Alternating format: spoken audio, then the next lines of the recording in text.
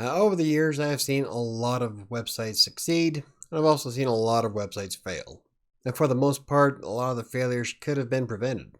Well, that's what happens when you have a client who just won't listen to a word you say. And that's okay, because I can just fall back on the whole saying of, I told you so. In fact, I've said that more times than I'd care to admit. Well, I'm Mike with WriterSanctuary, and today I'm going to go over my 12 top reasons why blogs fail and how you can prevent it.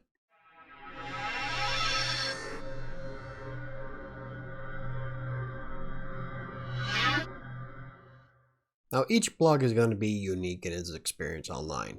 Some will definitely draw more traffic than others based purely on the topic, niche, and the way someone writes content. Nobody can tell you with absolute certainty that a certain piece of content is going to go viral. There's just too many variables in play. So what kind of things can cause a blog to fail? Well, number one is thinking that you'll get rich quick. Just because you build a website doesn't mean that there's going to be a ton of people flocking to it and buying everything you've got. In fact, I've had clients dump an enormous amount of money into a brand new website thinking that they'd recuperate that within a week. That's just not how things work. First of all, you got to be patient. It could take anywhere from 4 to 6 months before any meaningful content can gain traction inside Google. And search engines are going to be the vast majority where your traffic comes from. So that blog post you wrote this morning, don't expect it to be in the top page result of Google overnight. The second most common reason I've seen blogs fail is because people pick the wrong niche. Now, I'm not talking about picking a profitable niche. In fact, you can see those lists everywhere of this is what you should blog if you want to make money. Well, the problem is, what if you don't want to blog any of that stuff? For instance, personal finance is one of the most profitable niches on the internet. But if you don't like writing about personal finance or stock investments, then it's kind of pointless. That's because when you're not really interested in a niche, you're not really going to be focused on writing the content. In fact, you're going to wake up in the morning dreading the experience. And if you don't really like writing the content, it's going to affect its quality. The most profitable niche is one that you can actually keep active with. Finding something that you enjoy writing about or that you're quite knowledgeable about will help you stay motivated to create content for it. And the more motivated you are to write, the more money you're going to make in the long run. The third reason is people not understanding their target audience. Every blog has a target audience of who you're trying to attract. And if you don't understand exactly what these people are looking for, you're not going to be able to provide it very well. Do some research on the kind of people that you're trying to attract and who you're trying to answer questions for. Because just because you think it's a killer piece of content doesn't mean that your audience will. In fact, you're going to write a lot of stuff that really doesn't get any attraction at all. But once you figure out what people want to read, then you start cranking it out and start making more money on it. But if you want your blog to start bringing in that mad amount of money, you got to know what your readers want. That's what boils down to search intent. Number 4 is not having a plan in place. I had one client who bought a website name just because he thought it was cool. Had no idea what he's going to put on it, no strategy for the content, no purpose for the pages. He just thought the name was awesome and wanted to hold on to it. Needless to say, he didn't do anything with the website and wound up canceling it 10 years later. So the whole time he was paying for this domain and not one piece of content went up on its pages. Have an idea about what you want to do with your website. Is it going to be replacing a full-time income, or do you just want to hang out and share your life experiences? What's your end game for the blog? Now, I've seen a lot of websites that took off and did fairly well without having a plan to them, but when you have a plan established and you have an idea of where you want the content to take you, it's much easier to walk that path. Number 5 is a lack of consistent publishing. Now, I'm guilty of this myself, and I didn't start actually putting in effort to publish regularly until like last year. That's because I really didn't put a lot of effort into my own websites as I did my clients. And with one particular client, we took their website from getting 50,000 page views a month to well over 200,000 inside of 6 months. That's because we started sticking to our regular publishing schedule, and the stuff gets put up a lot faster. I had one client who refused to have any content on his website. I kid you not. He said, and I quote, "I don't want content," and I was floored. Well, he decided that he didn't want to pay me as a writer. He just wanted the website set up, and I guess he was going to try to do it himself, or maybe he wanted me to offer my services for free. You can't expect people to visit a website if there's nothing on it to read. Now, the best content schedule for you is going to vary depending on yourself as a creator and your audience. Being able to produce a regular stream of content, but you wouldn't buy a book if there was blank pages in it, would you? Well, I guess if it was a sketchbook. Number 6 is thinking that it takes very little effort to succeed. But one thing that drives me nuts about a lot of these experts is that they say that you can create your website, not have to do anything on it, and just work 2 hours a week. Sure, if you can afford to pay everybody else to do it for you. But what if you don't have that kind of money?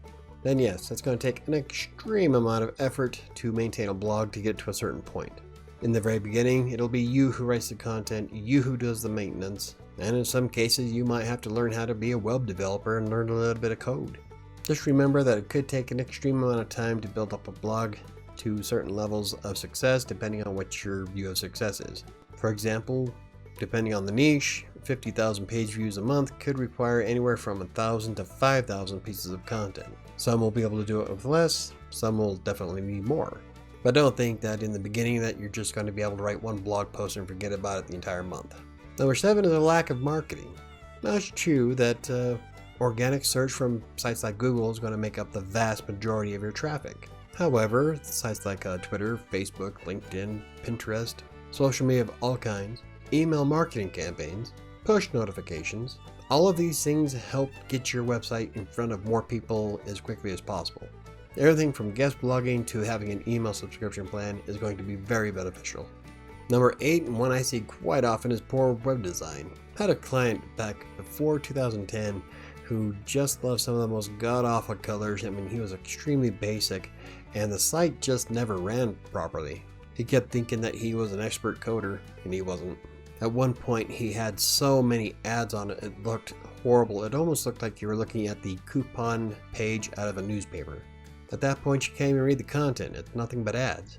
So you just pretty much fill it up and make it look like, he called it his strip mall. Like, yeah, but without content, no one's going to come to read it anyway.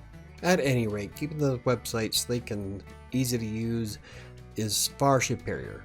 Now you can add some of the fun stuff, just make sure that it doesn't overload the content. And make sure it's fun stuff that people actually want to use.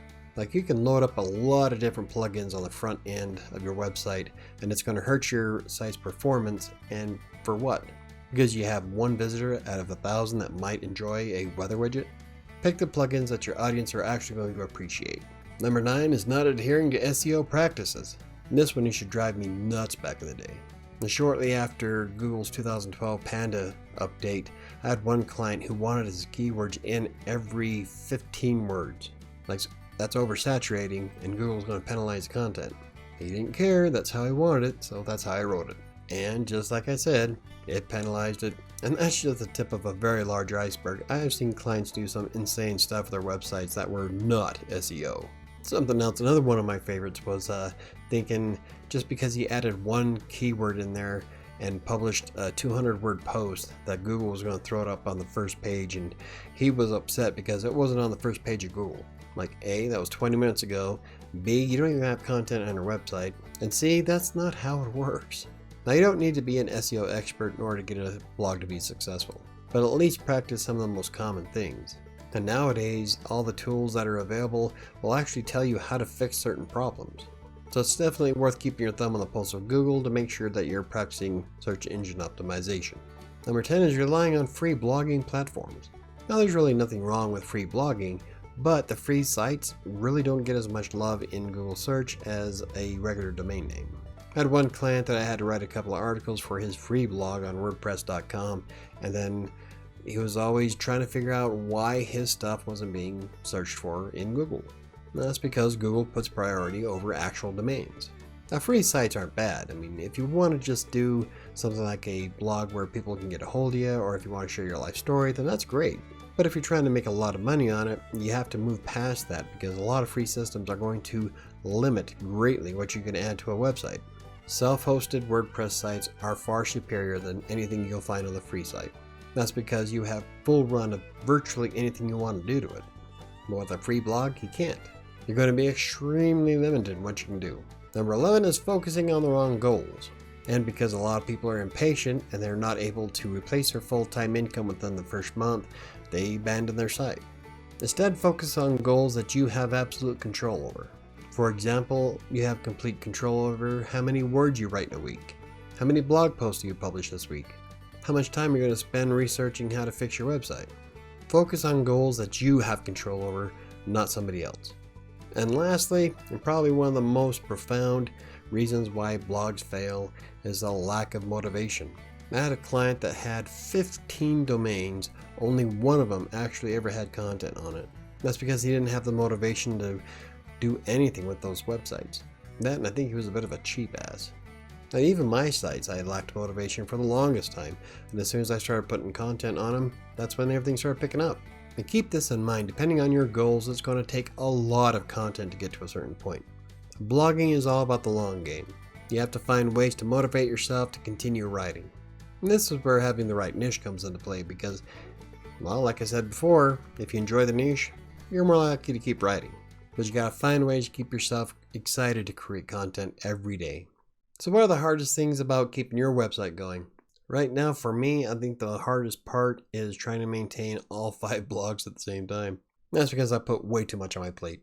Don't do that. I think it's crazy how much money I've actually seen clients dump into websites that went absolutely nowhere. And I try to explain that to them too. That's what happens when you have clients that just don't listen to the help they hire. Not each their own. What I really appreciate is the clients that actually listen to me and then I can see their websites flourish. I guess that's kind of why I really didn't put that much effort in my own, because in a way I kind of feel responsible for all the success my other clients have had. Maybe I was living vicariously through them. Anyway, if you enjoyed the video, hit the like button. For more videos about blogging, WordPress, freelance writing, text broker, or anything else I cover, hit the subscribe button. Don't forget to hit the notification bell.